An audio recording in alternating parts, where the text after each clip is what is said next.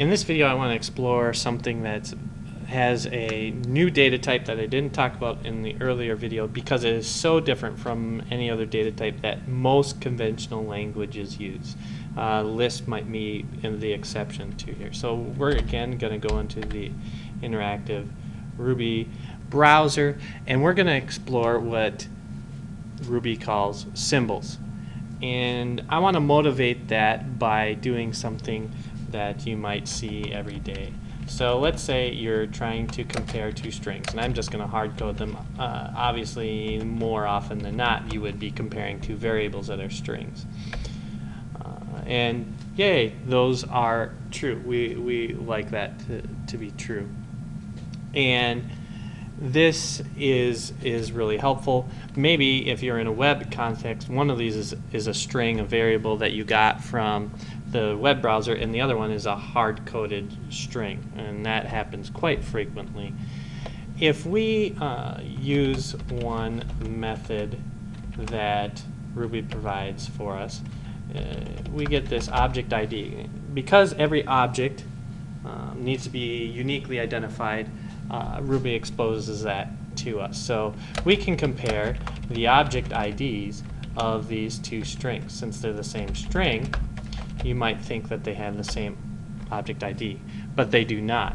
In fact, we can go ahead and just print out the object ID of completed and run that a few times, and we can actually see that each time we create this completed string, we have a new object ID, indicating correctly that each time we create a new string, even though it's got the same value, we create a brand new object that happens to have the same string value so that they compare equal to each other. Object creation, it can be an expensive process, especially if you've got this heavyweight object. And so it'd be really nice if you've got this fixed object that you're going to be using over and over in your code, if you could access that object without having to create it over and over again every time you encounter it in your code. And the way we do that is with symbols. And you've seen things that look like this in some of the outputs. We do a colon in front of something that looks like a string, and that is a symbol, and we can compare that to another string with the same sequence of characters, and it is good that those two strings have the same value. But here is what is nice. If we create that completed symbol and then we create it a second time, notice, or third time, or fourth time, or 50th time, notice that they have the exact same object ID. So that means here we created this object once, we don't have to recreate it again. And so this symbol is basically like a textual reference that's easier to remember than this number 461288. And so it's a string identifier for a particular object. Now this object is kind of only has a name. It doesn't have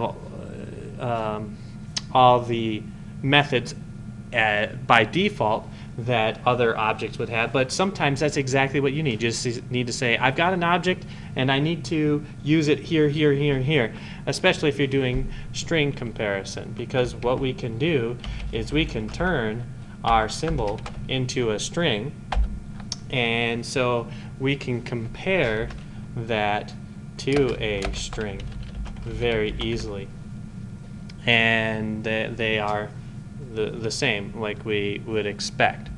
And so symbols start to show up really, really frequently when we start to think about hashes. Because if we think of a normal hash, oftentimes, not all the time, but oftentimes, your key is some sort of string. And in fact, in a lot of contexts, the key is fixed because you want to be able to look up that key over and over again and find out what the value of that key is. And so we might create our hash like this. But since that key is fixed, we can make that key construction more quick by actually using a symbol instead of our string for the key. And so we are more frequently going to see something that looks like this, because now we're using our symbol, it's easy to construct, and now if we're going to look up that key later on, we can do that, right? If we did this, we're constructing key 1 for that lookup, and then we have to compare key 1, which is a different object, from this key 1 that we constructed one, and it will find it. They do compare the same, but it had to do that. But with object key H2, we can do key 1, and we don't have to construct this new key 1. We already have it available to us, and it's very easy to check if this key 1 is the same as that key 1, because we can just look at their object IDs. If you think of really long strings and you want to compare two strings, you have to go character by character by character, and we have long strings and they differentiate from each other in the 100th or the 1000th character. We had to go through the first 99 or 999 characters before we got to the difference. Here we can just compare the object ID and immediately do a numeric comparison. So it's a much quicker way to do that. So hash keys tend to be symbols rather than strings because of this, and this will show up in Rails all over the place. In fact, this has showed up so much that we actually have a second syntax, equivalent syntax, for using symbols as key. And so we can do this, key 1 colon value 1.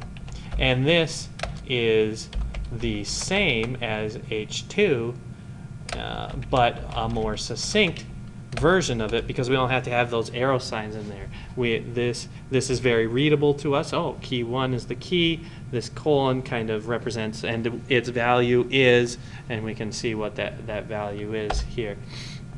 And notice that when I do that, this output, the way that Ruby stores it, is identical here to up here. And so this is a nice syntactic variant that you will see online that you don't see as frequently when you look at old Ruby code. And the cool thing is, if you compare these, hash to this, they're not the same. And you might say, well, of course, they're two different objects. But if we compare H2 and H3 with each other, they evaluate to be the same, because this equality operator is based on value, not on object identity. If we want to check object identity equality, there is another method called equal question mark, and this actually evaluates to false because they aren't the same object even though they have the exact same values.